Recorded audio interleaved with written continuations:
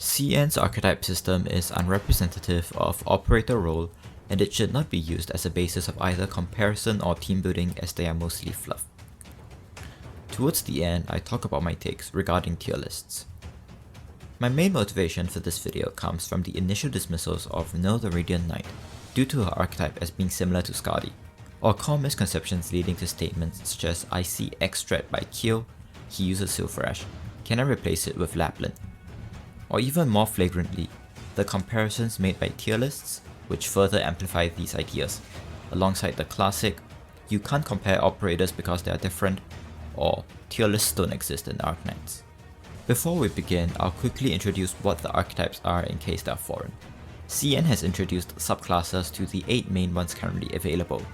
For example, splitting guard into Arts Guard, Tool Strike Guard, Range Guard, and so on, with many Arknights community sources following these archetypes, such as Game Press.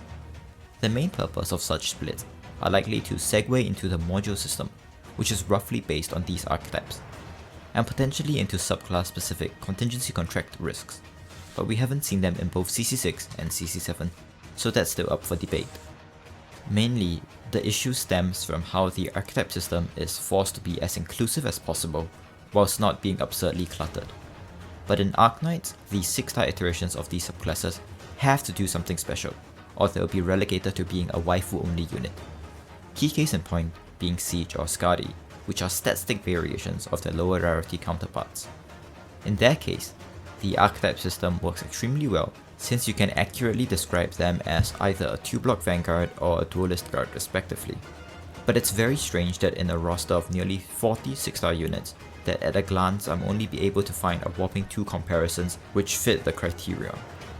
The prevalent issue that this causes is the shifting of bases of comparison when operator roles are neglected in favor of less optimal operator archetypal ones. Case in point, the Game Press tier list.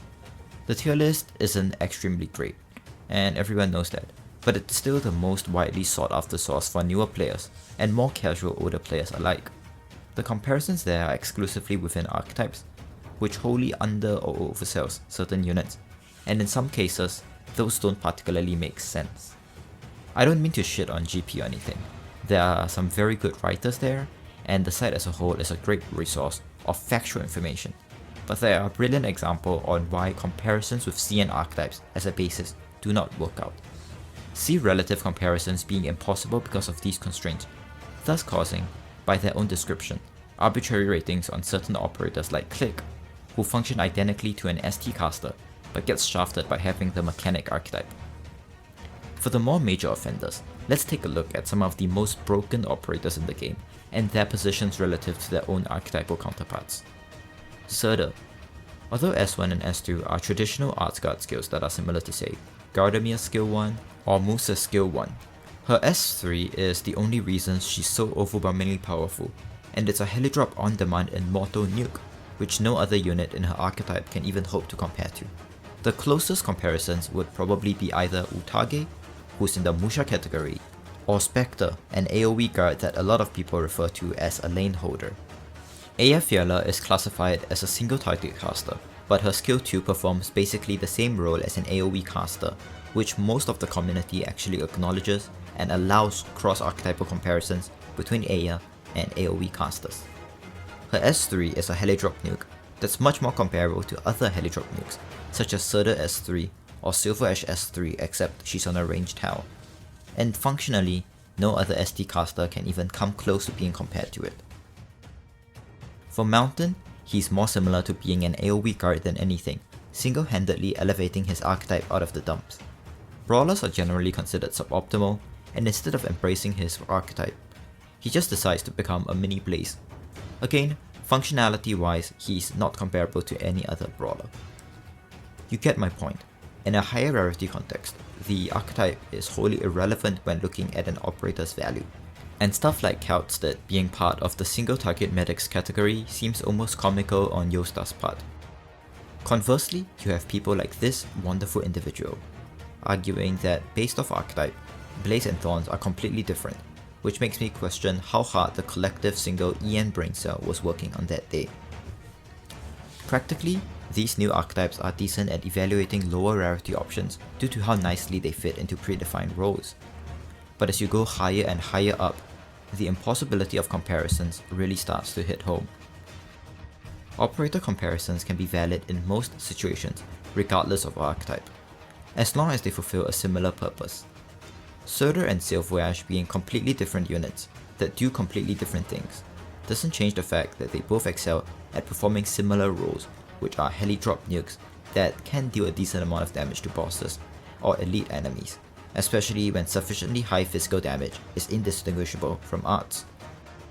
Nobody is going to cope that since Surtur can't be compared to Mustima, there isn't a clear winner gameplay wise amongst them, because well, Surtur's 1000 times better. And that's a comparison that crosses both role and archetype, indicating a sort of grey line between operator comparisons and which are acceptable in the AK community. You see stuff like this all the time across Arknights, namely the concept that tier lists don't exist. I'd like to quote this response by Elieska, lead author at GamePress, in that tier lists exist. There are bad operators and exceptional operators, but people freak out about anything with the name tier list, so you have to call it something else so people don't freak out, like relative usefulness scale. And that's very true. I'm someone who values reach over precision to a certain extent, and tier lists are the epitome of that. A perfect tier list that can satisfy even half of the player base doesn't exist, and it never will. But sacrificing quality for something that can be easily digestible by a newer player is a reasonable trade-off. But of course, only when the standard still exists. Honestly, the GamePress tier list in the constraints of its restrictions is a pretty good one, but I will still have a hard time recommending it due to said archetypal constraints. Tier lists which combine all operators together, such as the NGA one, are probably the most practical in the context of newer players who are overwhelmed at the sheer quantity of units in the game. And a general picture is substantially more important than focusing on objective correctness and losing sight of the main picture. It's not to say that the NGA tier list is remotely decent by any means, as it's not, it's pretty bad, but in theory, one could be extremely helpful as a new player resource if done correctly. Although that's probably already covered under off-site articles such as Sanity Gone. To end it off, comparisons are valid, and limiting yourself to only archetypal comparisons are actively detrimental if you want a more precise picture, and restrictions on comparisons should only really be done through operator role in some roster. Tier lists are not as bad as the community makes them out to be, but only get a negative image due to the prevalence of shitty ones currently floating around. Feedback in the comments is always nice, and you're welcome to DM me on my Discord, which is drills7665, if you want to have a chat. Thanks for watching.